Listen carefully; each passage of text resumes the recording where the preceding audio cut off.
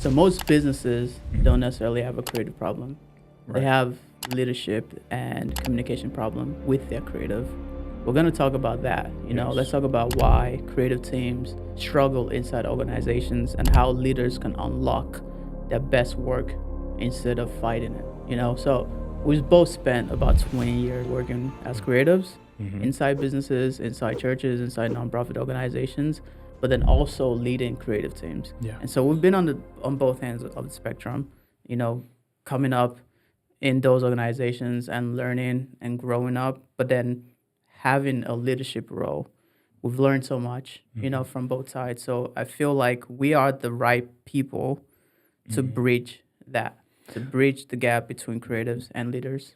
What's your perspective? And not just in creative spaces, like corporate spaces as well. I mean, your degree is in psychology, mine is in social and behavioral sciences. We also have a wealth of experience in healthcare and things of that nature. So we're not novices. By no means do we know it all, right? But we know something. Right. We know something. We know something. Yeah, and what I've seen is that most organizations don't know how to communicate what they need to creatives, and most creatives don't know how to communicate their value to those organizations. Yeah. And so they keep missing themselves, right? We've been in these spaces for over 20 years, so let's talk about that gap, and how potential businesses, organizations could help fix that problem, because we're moving into an age where creatives are not going anywhere. Right. They're a big part of the business. You actually have businesses creating media companies for their business just to be able to run and, play in the field of what's going on with social, with ads, with commercial, with building brands. Like, you need video. Yeah. You need creatives. You need designs. You need a whole bunch of people. You need musicians. You need people to be able to work in your business. Right. So creatives are not going anywhere. Leaders are gonna have to work with creatives all the time. Yep. So they need to figure out how to communicate properly. Got to figure out how to work together. And maybe this is prophetic, but this is what I see as well. A lot of people, I hear the narrative that AI is going to take over everything. AI is going to take over in a way of assisting those that have the skills and expertise. Right. It's not going to take over doing the creative work. I use AI all the time. Same. I also know when someone is using AI to do the work. The work and the assistance of the work is two different things, right? Right, totally. So I'm happy to pull that mic back real quick, because that way you don't sit right under it. Okay. Oh, right here. Yeah, look right there. Yep. So let's also address that narrative. So we're trying to get ahead of the punch and see how we can assist both sides in coming to some sort of common ground, some sort of level of congruence, so the space can work efficiently, right, over the next 10, 15, 20 years, right? Let's take a quick break from the conversation. If you're a business owner or a creative entrepreneur and you're trying to grow with video, then this is for you.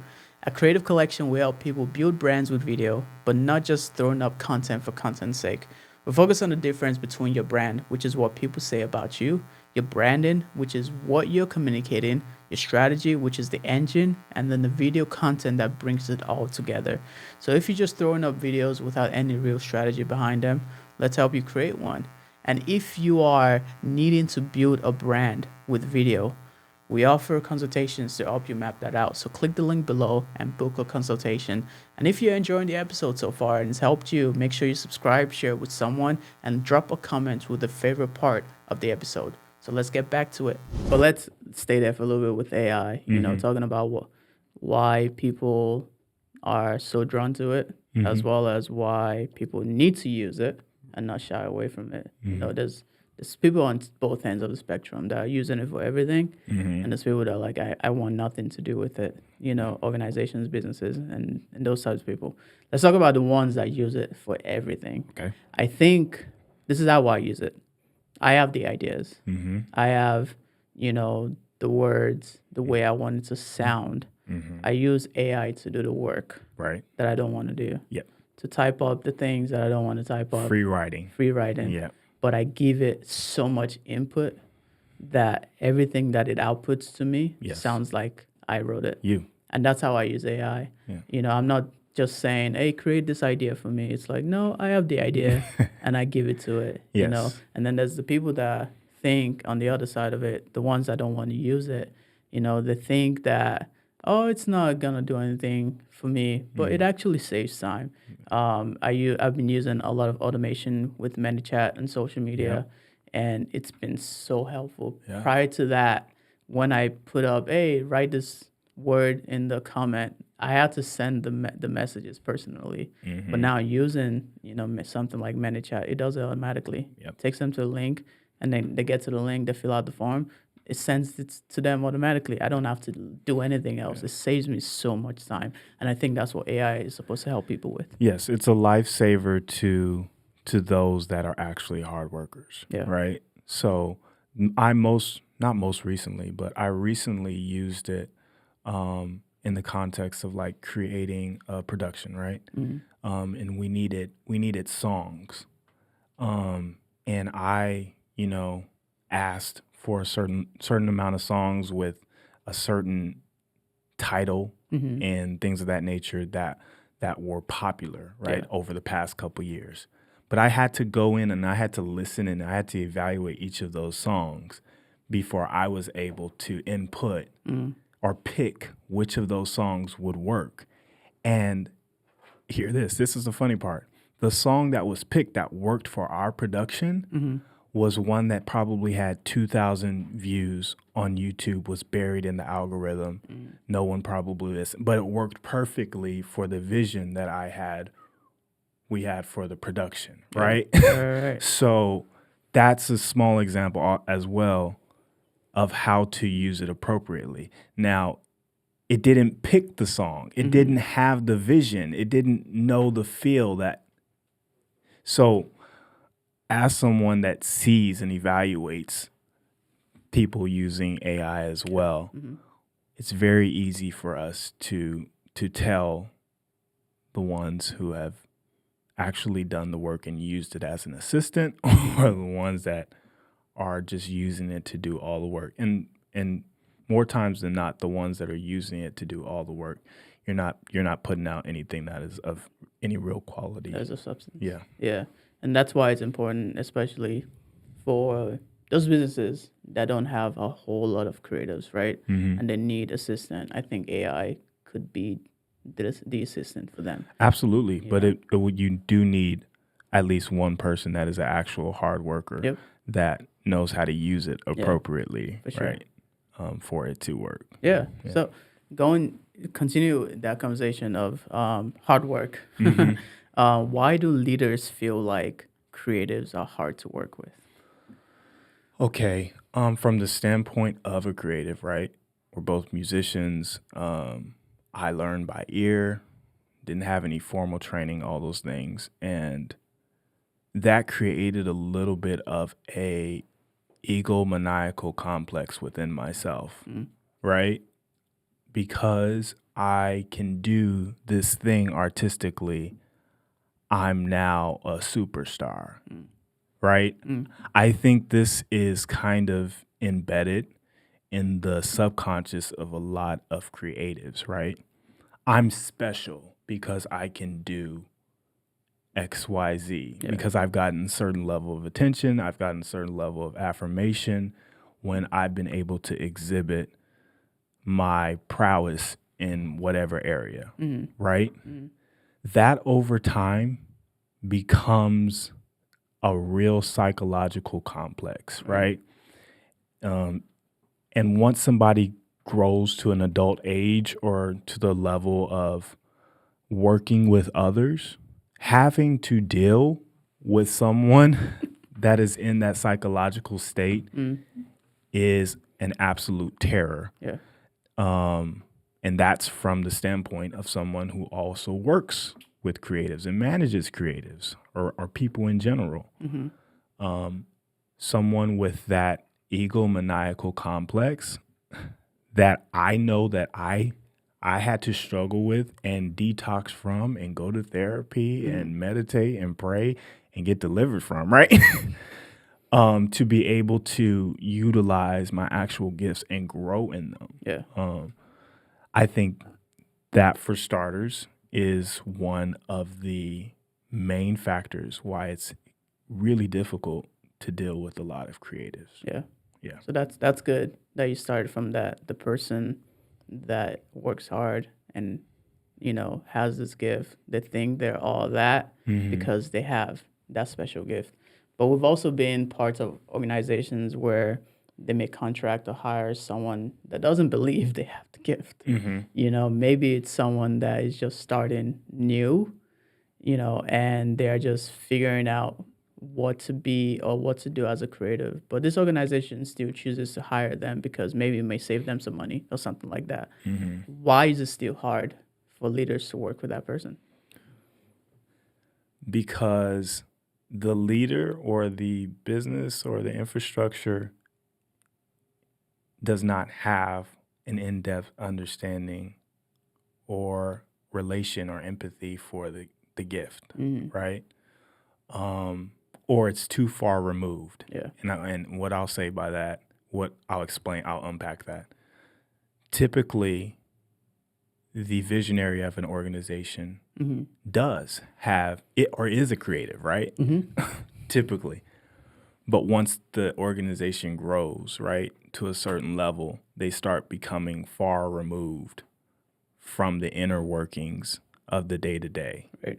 Right. So that visionary hasn't been able to duplicate themselves to the point to where the interaction and the care for the creatives that are carrying out the day-to-day is functional. Yeah. I think that's the best way that I can explain that. And the gap becomes really wide. And then it just, in my opinion, becomes a free-for-all and something very difficult to manage. For sure. That's good. I don't know if that's kind of your experience as well. I mean, I think also like you said, they're removed from the day-to-day. And I think that's the important part is what creatives do on a day-to-day basis is they create things, but they also need time to think. And I think when organizations have team, they don't give them that time to think. It's just output, do the work. I want to see something now, So when there isn't time to actually prepare and think and plan something out, it becomes very hard to work with this creative because now the leaders feel like they're not doing anything because they don't see the output. Yeah. But if you want great output, you have to give creatives time to actually think. And I think that's even good from a team perspective. Don't load up your workers, creative or not, to 100% all the time. Give them at least 20% to strategize, to plan, and then let that 80% be about doing the work that they need to do to get to that next level. And I feel like sometimes that's why creatives feel unheard and micromanaged. So let's talk about that now from the creative's perspective. They feel unheard. They feel micromanaged, like someone is always looking down their shoulder, like, where's the work? It's due today. Yeah. Like, why haven't you done it? Yeah. Why do they feel that way?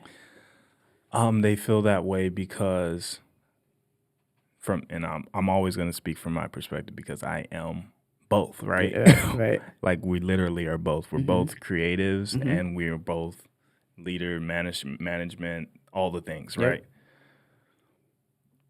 Why I've always been an advocate for I need my freedom. Yeah. I need freedom to create. I need autonomy over my creativity, right? And I tell all of my leaders or superiors, I tell them, give me a task, give me a time frame. I promise you it's going to get done. If that deadline comes and it's not done, you can come down all hell on me, right? But I promise you give me a time frame and you give me a task, it's always going to get done. Right. I've been able to grow to a point to be confident enough to communicate that, right? But not every creative has met that part of their journey where they're able to be that confident, right? But I think that's what it is. Every creative needs autonomy and freedom over their creativity, unless the product will not be the ideal product. However, there's also a gap in, how do I say this, oversight. There's a gap in oversight to where in these organizations, management or leadership or whatever you will, they're very task oriented, obviously, like you mentioned. But the oversight to hold the hand, to communicate effectively, to meet the creative where they are, in my opinion, is a huge piece that is missing, because you know how to speak to a creative. You know how to manage a creative schedule, right? You know where to plant the seeds, right? I know when to pull back. You know, I know when to add pressure. Yep. You know. Yeah. And I feel a little bit of the same way.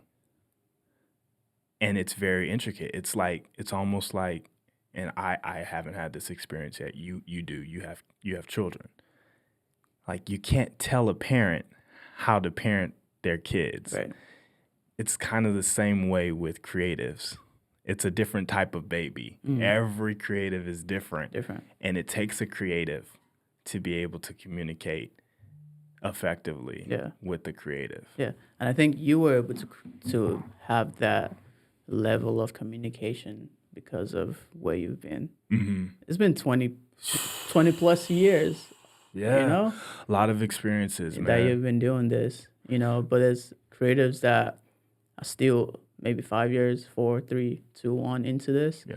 And they find it hard to talk to leaders. And I think that's why between, like, let's say we have leadership, you know, there should be, and then you have the creative, there should be someone in the middle, you know, that understands both. Yep. That understands the vision of the leaders, but also understands the work that the creative has to do. And that's the gap. That's the gap. That's the gap. And that's where we're trying to breach that, you know, because we're both, you know. So, and then looking at creatives that cannot communicate to leaders is because they don't have that person that they could talk to. When I was as my role as a creative director, you know, I started as purely videographer, you know, for years. That's all I did. I filmed, I answered to leaders, and, you know, I was like you. Give me a task, give me a deadline, I'll meet that deadline, whatever it is, right? And then it became a point where I became the creative director where I'm leading other creatives, and now I'm also subjected to whatever the vision of the other leaders want to, but also I'm able to create vision for my team, right? So I'm in this dual position where I may be creating stuff, but not as much, but then I'm also leading and being able to communicate to the leaders. And the disparity and what I found is the leaders that haven't done the work, that doesn't know how long it's supposed to take, doesn't know what goes into it, they rely on someone like us, you know, to tell them, hey, this person hasn't done X, Y, and Z, like why? And I could be like, okay, well, it takes a little bit longer for this type of project, you know, right? Maybe they need more time. Maybe they are this type of creative where, like you said, you need autonomy, right? You need a deadline. But there's also creatives that need hand-holding. You know, in my experience and my work, I've realized that there are different types of creatives, and I'll break that down a little bit further where, you know, so for you, I remember asking you this question. I don't know if you remember it, when I was coming up with this list of the different types of creatives that I've experienced. And that was exactly what you said. Okay. You know, that you realize that you want the freedom, right, to create when you want, but also have a deadline to come up with that deadline. And so that's like, you know, autonomous creative, you know, someone that you know when the deadline is and you're able to meet that deadline with the creative work. So, yeah, that's what I'll say with that. The different types of creatives. Yeah, I think that's the best way I can communicate it. And I really try to tread lightly when I start bringing in analogies about parenting and stuff like that. But you as a parent, correct me if I'm wrong. I think there is a relation to the types of approach, right? Because every creative is different. Right. And if you don't have that in between that understands both leadership, organization, and the creative side to be able to diagnose which type of creative they're dealing with, the entirety of the product is going to be compromised. Right. So it's extremely important. And I think this gap that we're talking about is the reason why the creative industry has been halted, right? Right. In so many different ways for probably the better part of 100 years. And I think part of the reason, if you don't mind me interjecting, is that most creatives just remain creative. It's about the work. They don't climb up the ladder to become leaders, you know, and I think then they bring in other people that are like manager, but not necessarily creative. Yeah. And then it breaks that gap. Yeah, because the creative doesn't have the organizational prowess to care about profit and loss and Right. organizational logistics and, you know, expenses and profit and revenue and all the data, right? They're completely solely focused on creating something. Yeah. Right? And the organization knows that they need the creative, right? But they don't care about how many hours it takes to learn a song or how many hours what really goes into editing a clip or what goes into programming the structure of a production or the intricacies of different types of lighting and light bulbs and and cameras and lenses and different types of strings and amps and compressors and computer processing systems. It's a big one. And Tech. licensing that's needed for all of the underneath of what creativity is all about. So both sides are at a major disadvantage if there is not an in-between that both understands and cares extremely about both sides, the importance of both sides. Yeah, that's good, and that is actually a good connection point to the next topic that we're going to talk about, which is feedback. Feedback breaks easily from leader to creative, and I've seen it happen so many times, and I think it is because you have to understand how to communicate to a creative where you don't tear the work down, you don't tear them down. Yeah, that's a big one. But you also find a way to say, this is not what I'm looking for. Yeah, I want something different. Yeah, you know, because I think a lot of creatives wear whatever work they do like a badge of honor, like on their sleeve. Like, I created this is my life. What are you saying that it's not good enough? Like, what? What do you mean? What do you mean? Like, when I started, I was like that. You know, I was We like, all were. what do you mean? Like, it's not good enough. Like, I created this. Yeah. It's done. Go put it somewhere, you know? Yeah. There's that egomaniac. That ego, man, it has to die. It has to die. Because, and this is what I've landed on is, if a business is hiring you for something, you know, as I have an agency, a video agency, right? If a business is hiring me for something, it doesn't matter what I think, you know? Like, yes, I could help them create something that fits their brand structure properly, but if it's not what they want or what they're looking for, it doesn't matter. They hired me for a job. I'm going to do it to the best of my ability. If someone needs something to be changed, like with reason, you know, that doesn't jeopardize the work itself, then yes. You know, there's that, you know, back and forth, Yeah. right? A little bit. Like if they say something, I'm like, okay, yeah, sure, I could fix it. But it doesn't hurt my character or who I am as a Yeah. creative. Like the work is the work, whatever. I'm not tied to the work, Yep. you know, but most creatives are. Yes. And that's where feedback breaks. It's like a lot of creatives do this. I'm going to give this analogy, and I hope this works. I hope this communicates what I'm trying to say. It's like you go into In-N-Out. You have in your mind what you want, right? Mm-hmm. You know what you're hungry for. You know what you're feeling. You know what the kids want. And the In-N-Out worker telling you, would you like a 3-piece white meat? And I think creatives do that a lot. Because they don't have that perspective, right? Right. Okay, you came to me, I'm the creative, so I know what you're hungry for. I know what you're looking for. Well, the business, they already had something in mind, right? And that's a little part of that ego-maniacal stuff that I'm talking about. What do you mean you don't want chicken? And the organization's like, well, I want burgers. I want a cheeseburger. Yeah. I didn't. You told me that you were a videographer. Why are you talking to me about sound? Or yeah, I see.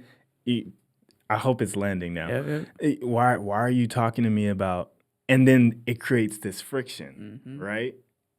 And because each side has such a low understanding of the other side, they move on like a dysfunctional household, Right. and they stay married. Right.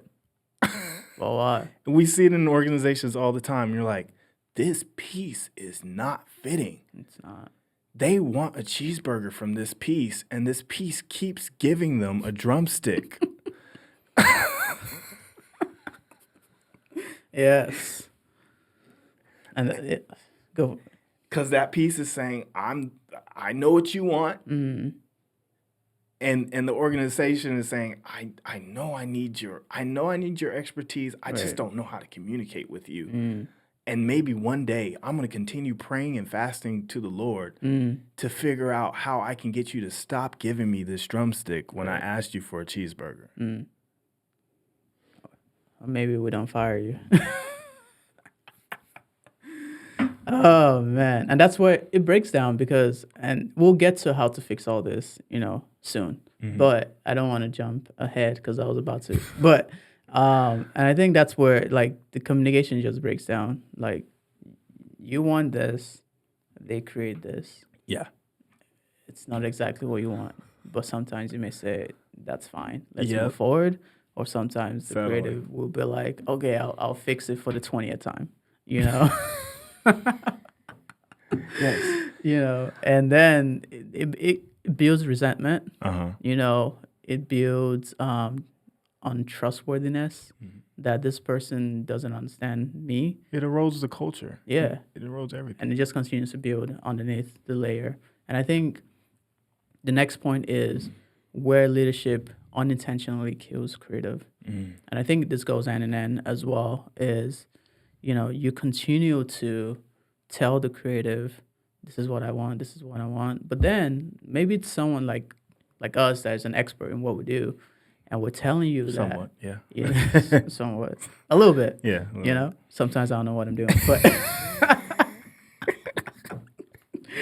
you know, so maybe it's a little bit of this person actually has years underneath their belt as a creative. And it's like, yes, I understand that this is what you're saying, but because of branding, they're two different things. Because of the strategy that we've talked about, the marketing that we want to do, and what this video content actually entails, this is what it has to be, you know? And sometimes the only way leaders and leadership are going to listen to that is when there is some level of expertise from the creative. Yes. You know, or some level of, oh, I see you've done a lot in your career Mm-hmm. and you're here and we need you and you're helping us out and you could go do something else without necessarily having to be here. Mm-hmm. And so we'll listen to you. But why does it take that point, you know?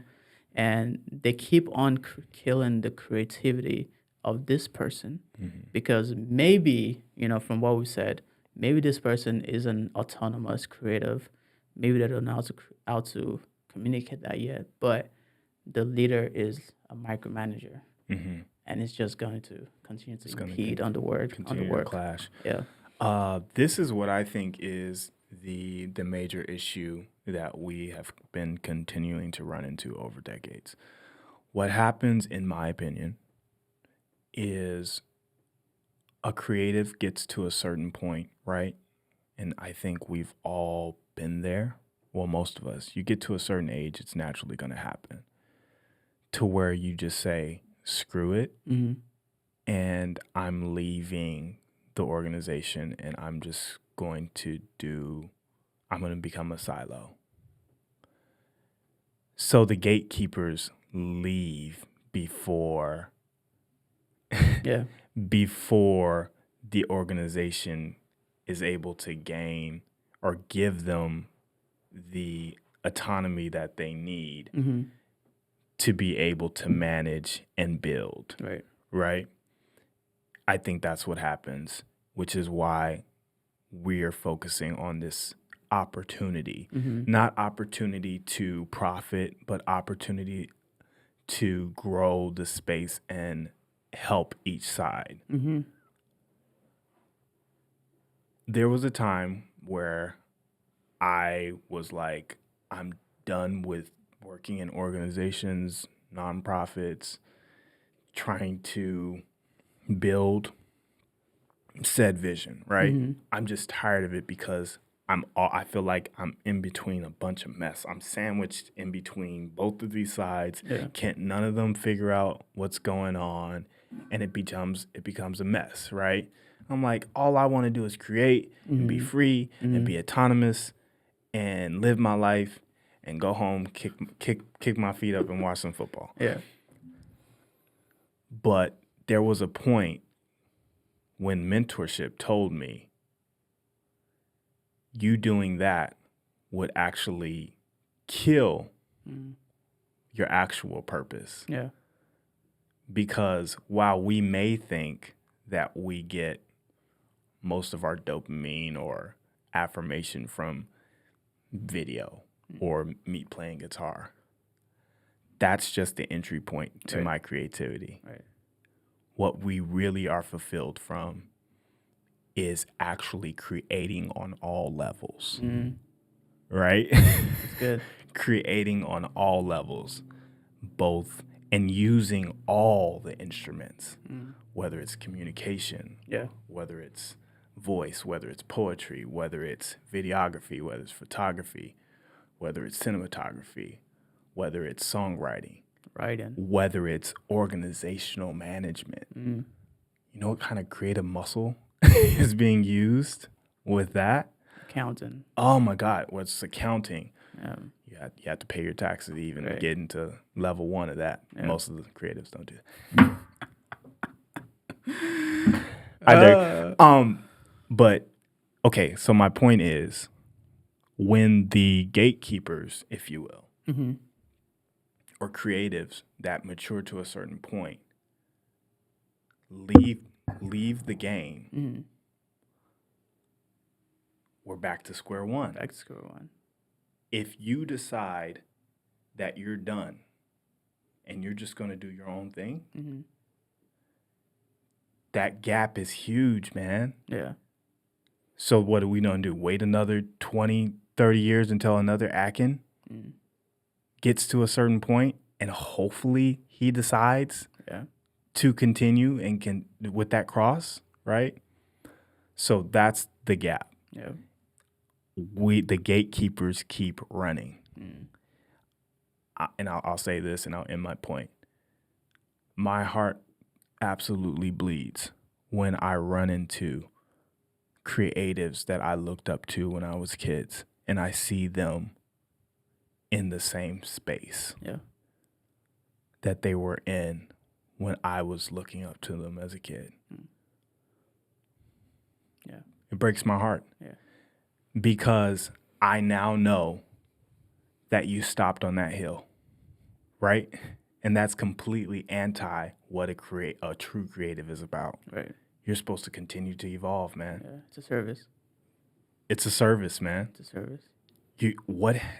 If I look at you in 20 years, I have a good idea of what your bandwidth is, man. Mm-hmm.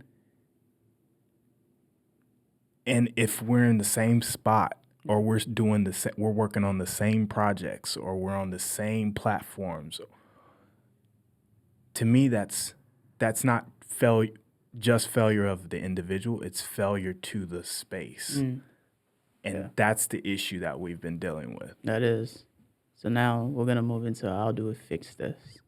You know, we're not saying that we're going to fix all the problems in one conversation or in 1 year or 10 years or whatever it is. But we want to add to the space, to the conversation of how do we help, you know, creatives, and how do we help leaders? And I think they both want the same thing. If you're working under the same organization, you want the growth of the organization. As a leader, you want to grow your company.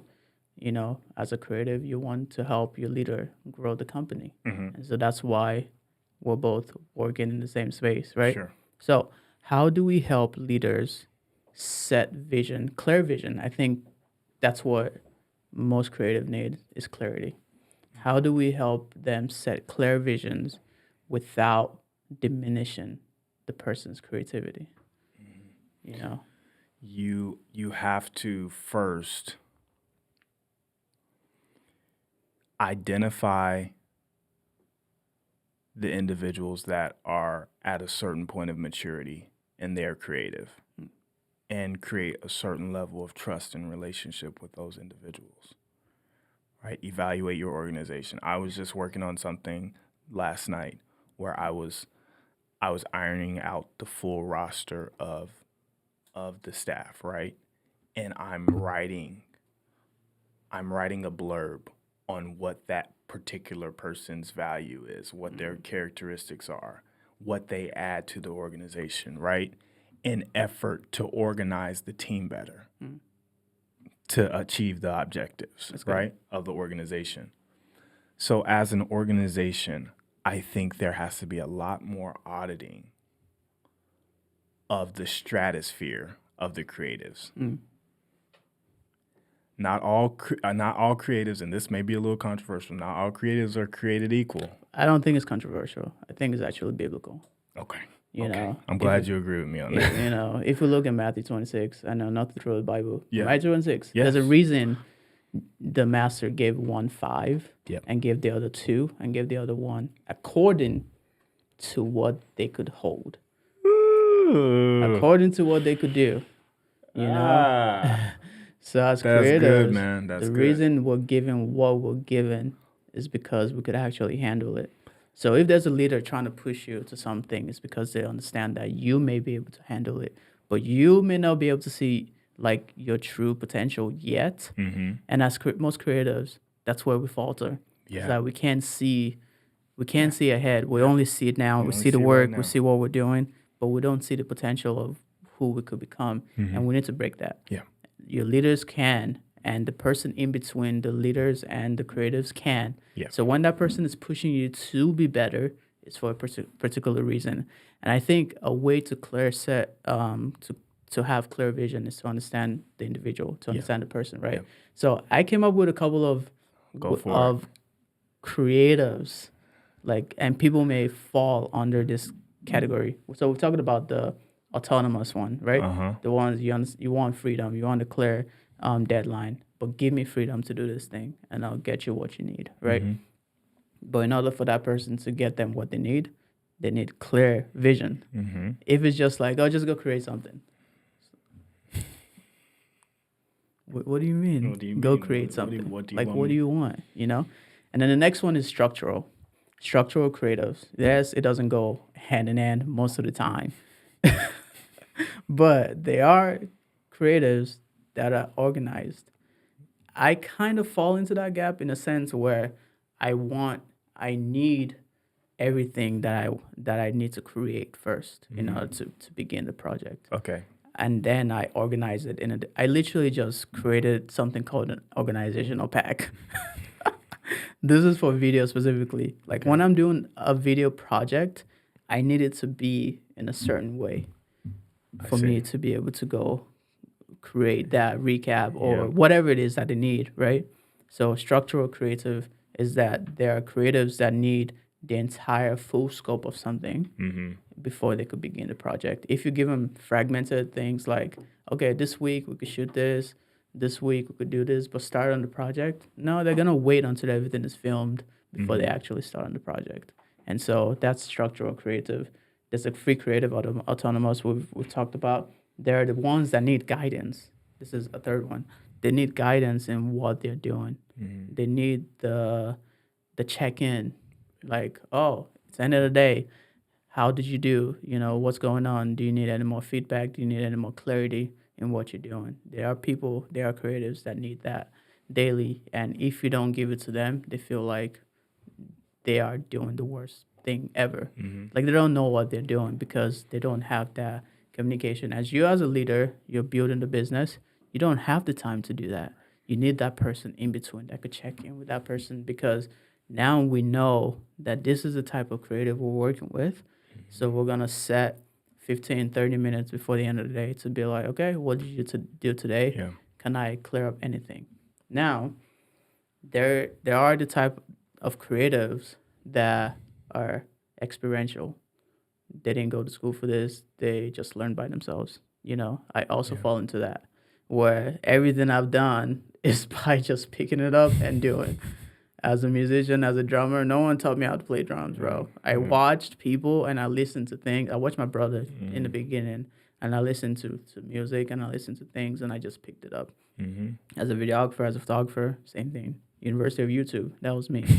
As a designer, same thing. Photoshop, I didn't sit with anyone. I went to go learn that thing by myself. You know, so there are people that fall into that gap. But then there are those that go to school for this. You know, they don't have the experience. They have the theory. And that's what I've seen from people that go to schools and university. They haven't done a single thing in this field, but they have the theory. And so for those types of creatives, when you're working with Those them, are really tough to work with. they are tough, man. They are tough. It's like, yes, you may have 4 years and you understand all this, but in order to put this into practice, it's a whole different ball game. You understand it in theory. Yes. Yeah. And those are the types of creatives I've experienced. That's what, 6 different types of creatives, right? And so when you're setting clear communication and clear expectations and clear vision, you have to know the individual and the type of creative you're talking to. And so that's the framework. That is the framework. Know the person and then understand how to communicate with that person. And organizations,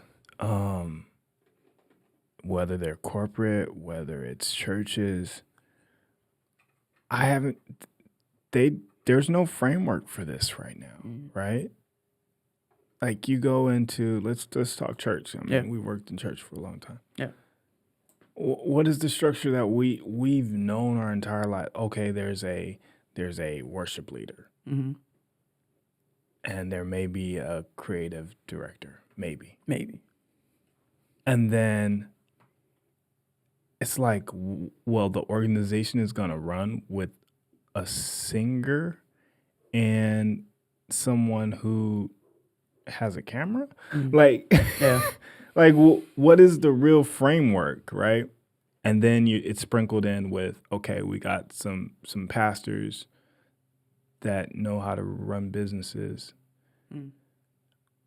Or in organizations, you have like your CEO, and then you have your middle management, and then it's a free-for-all type thing. Yeah.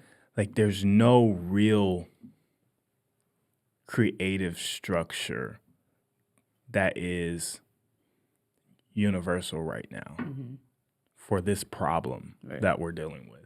I was just talking, I had a meeting yesterday on my corporate job I work in healthcare, skilled nursing facilities, establish social services and skilled nursing facilities and things of that nature. I'm talking with the executive director about creative ways to organize different departments. These expertise and stuff, it's a little bit of, how do I say this? It hasn't been done. Or they send leaders off to seminars and conferences to become better at something that they don't understand. They don't understand. You don't understand creatives. You can't read in a book how to maneuver and understand a creative. You have to be a creative. It's a legit muscle. Yeah. It's a left brain thing that has to be worked a certain amount of time at a certain rate, experience a certain amount of pressure.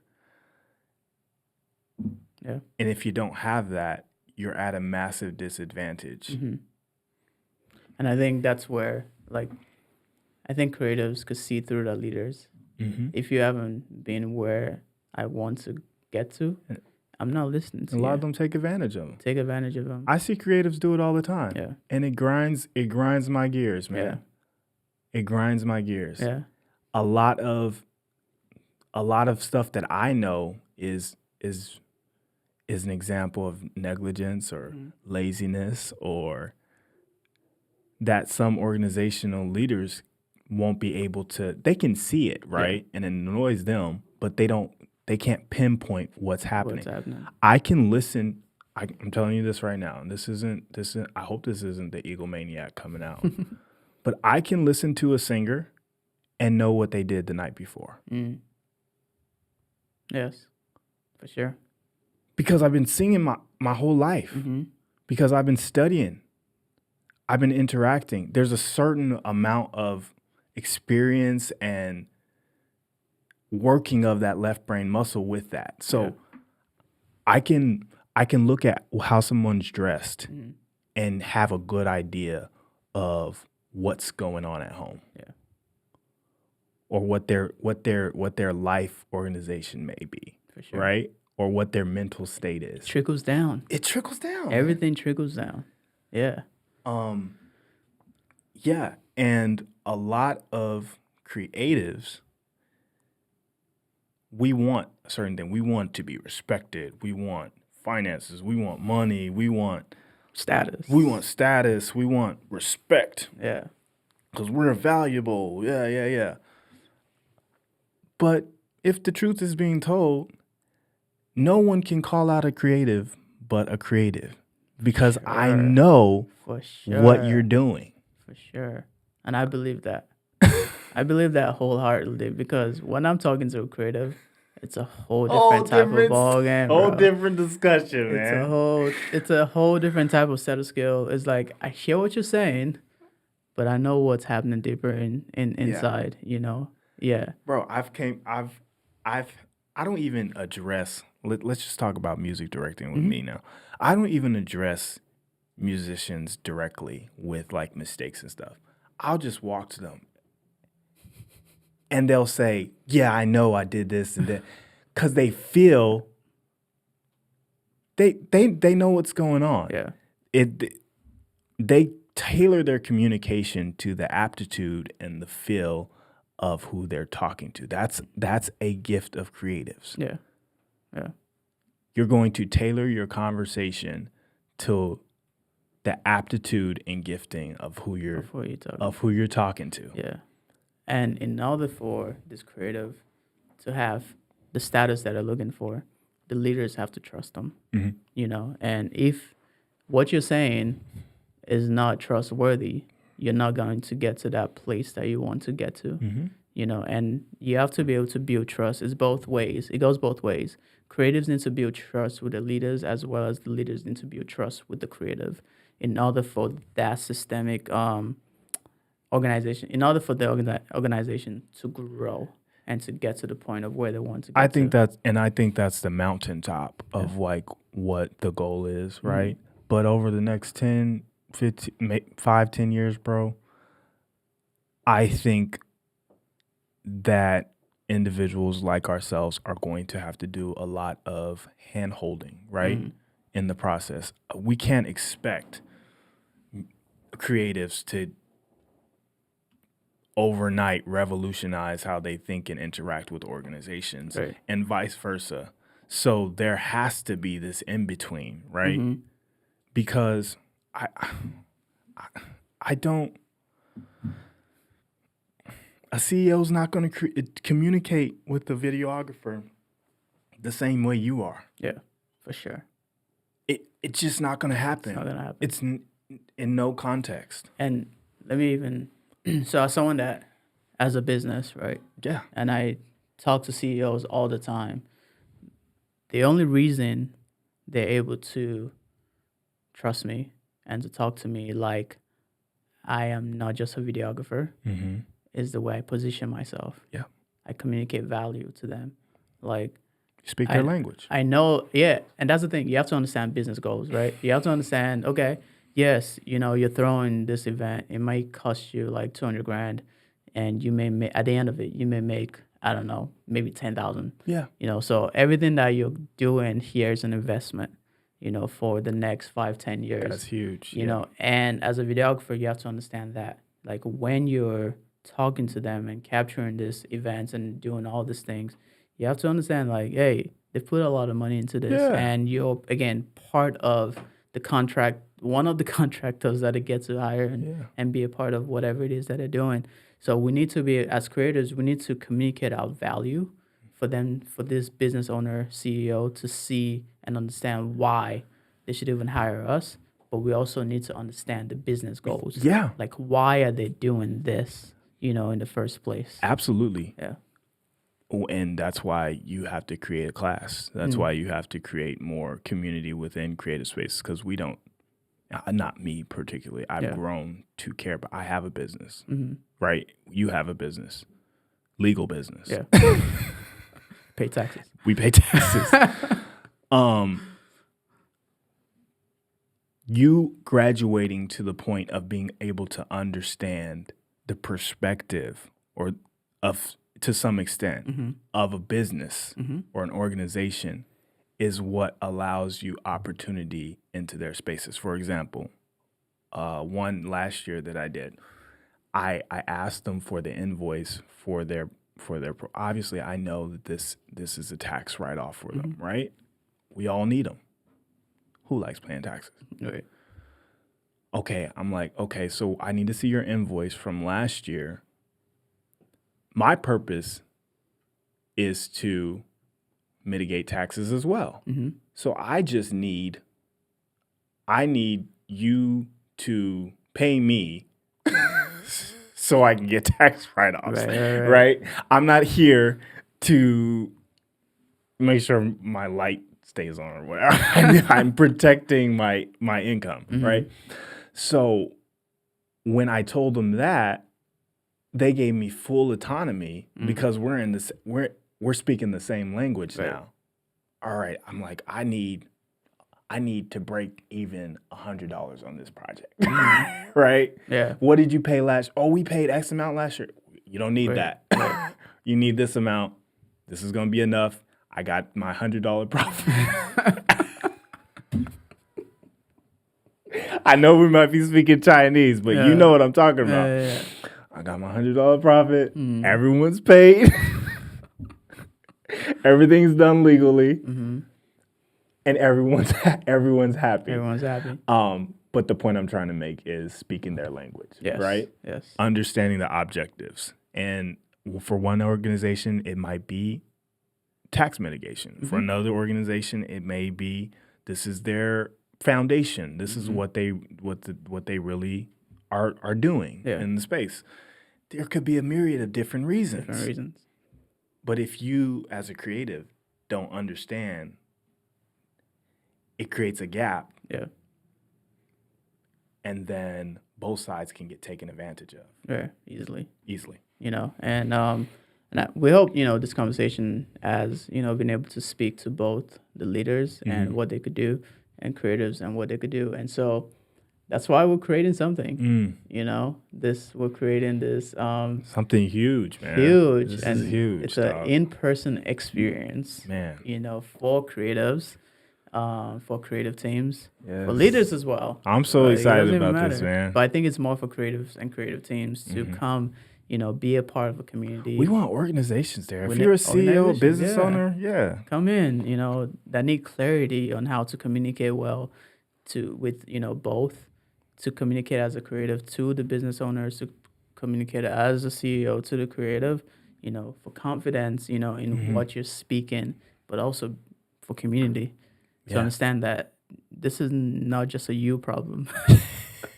It's not just your organization It's struggling with everywhere. this. It's everywhere, Yeah. and we're going to do this here in Scottsdale, Phoenix area, yeah. Arizona, late spring sometime, early May or something. Man, I'm so excited to do this with you, man. Yeah, This bro. is going to be crazy. It's going to be fun, and we just get to spend, like a day and a half, 2 Yeah. days, and just show what we could do. I'm going to bring my expertise as a videographer, for headshots, for pictures, for the individuals that do come and are part of this, and also be able to share the story as a creative or as a business as to who you are, what you do, and where you want to go. Yeah. For people to get to know you as a person. There's going to be directors, there's going to be creatives, there's going to be business owners there that is providing information and their perspective on the subjects that we're talking about, right? Yes. And this is not necessarily a for-profit event. There might be a small cover charge or whatever, but for the value you're getting, Right. we're not trying to get rich off of this. Yeah. I mean, we need tax write-offs, right? It's gonna be a content mastery workshop. Yeah. Like building a brand. What is brand? What is branding? How do you integrate this with your strategy, with your offers, the engine of your business, Yep. Your marketing, your sales and video content. Like, how do you bridge the gap between all of them? Because they are different. They're not just one thing. Brand and branding are two different things. So You guys are gonna be getting so much value. yeah, we're gonna break it down, to people that maybe it's creatives. I think also one thing that I've come to learn about is, and we've kind of talked about this a little bit, is when businesses and CEOs that are hiring creatives, when they see that they have a brand, they even give them more okay, yeah, I want to work with that person. So creatives, building a brand is important. Yeah. Whether you're working a 9 to 5 or you're working as a consultant or Anything. 1099, Yeah.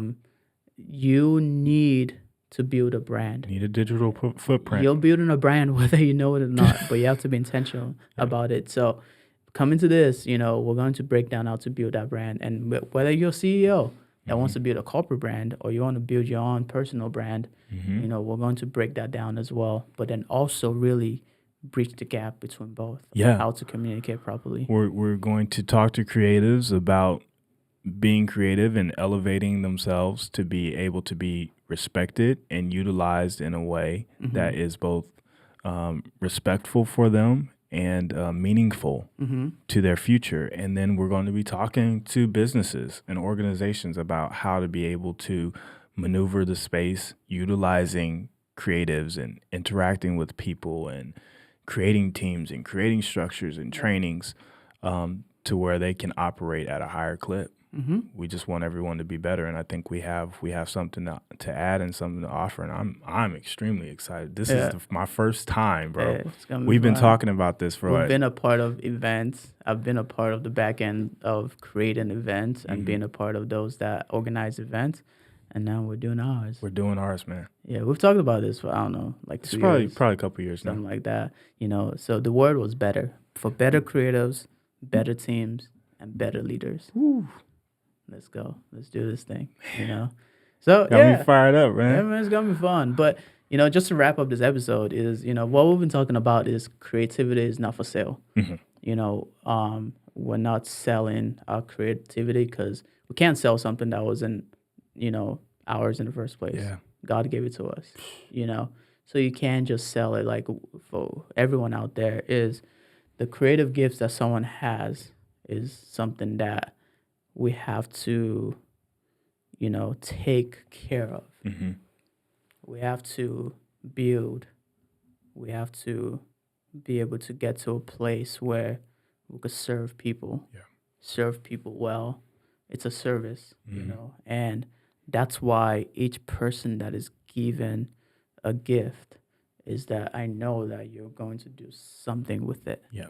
So if you're not doing anything with your creative gift, it shows, Mm-hmm. and there's a reason for it. So we want to help leaders, we want to help creatives communicate well, be better creatives, be better team members to the organization, and build better organizations. And that's what we're here to do. Yeah. And one last thing I'll say is the resource is in the creativity, right? The resource is in the process. Mm-hmm. We gain profit, we gain life when we're operating how God intended us to be operating, doing something with our gifts, Yeah. right? For the longest time, I thought it was about dollars and cents, right? Until you graduate to another level of understanding, it really is just about moving forward. Yeah. Yeah. Continuing to move forward, continuing to add value, continuing to grow, continuing to evolve. And God always makes up the difference. Yes, sir. Extremely inspired by this season for you. Like, Appreciate it, bro. stepping out and you're doing your business full time. Mm-hmm. We're sitting here, not just, what warms my heart is we're sitting here talking about something that we're actually living. Yep. Right? Yep. It's not theory. It's not theory. Experience. We're living this. Yeah. Ton of respect for you, ton of love for you, man. Appreciate your Thank journey, your growth, Yes, sir. all the things, your brotherhood. It's a movie, bro. It's a movie, man. And be a movie. It's a movie, and I'm excited about what we got coming up next. But Sir. yeah, this has been a conversation about what we're trying to add into the space, how we're trying to evolve it. So how to create better creative teams in 2026. Yeah, moving man. Forward, so it's fun, bro. I'm excited, and if you're listening to this, thank you. Comment, share it. Subscribe to the channel. Comment your favorite part of it. If you agree, if you disagree, let us know in the comments. And if you're still listening to us, DM us the word Creative Fam. And we'll talk to you soon. Peace.